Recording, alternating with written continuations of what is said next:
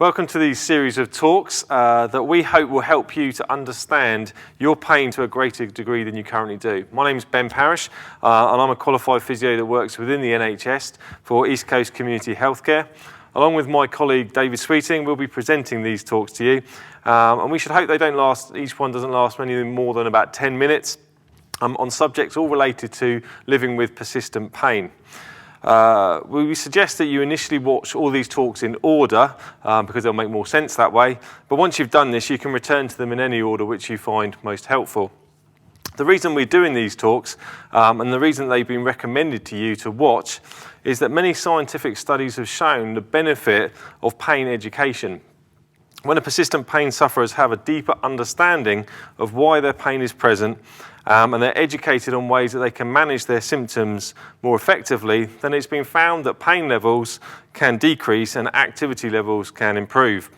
This doesn't mean that we're promising you a cure by any means for your persistent pain, but there is reason to be positive that improvement is possible. You've probably received many different types of treatment for your condition over the years, some of which will have helped and some of which probably haven't. The aim of these talks is not to discuss the merits of hands-on treatment, things like massage or manipulation, as they've often been found to only produce short-term pain relief for people with persistent pain. Instead, we want to provide you with the tools to help manage your symptoms over the medium to long term. Even if your pain levels do not dramatically improve, with help you can see your activity levels increase, and hopefully we can give you some of that help through these talks. Before we start, we need to be clear that what we're talking about is persistent pain. This is pain which has been present for a long time, it keeps coming and going, and where a well-qualified healthcare professional has assessed you and checked that there is no serious injury or disease.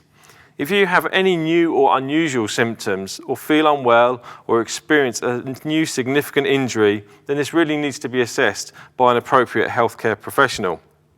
If you do suffer with persistent pain, then you're not alone. It is estimated that in Europe, 20% of the population suffer with some form of persistent pain. But it's also important for us to emphasise to you that persistent pain is not something that's just in your imagination or it's in a case of you being hysterical. It almost always has some form of physical issue involved in it, like arthritis of the spine, but an effective treatment has not been found yet for those problems. The complicated thing with persistent pain is that it's more than just a response to damage. There are a variety of factors involved, which we will now look at further in these talks.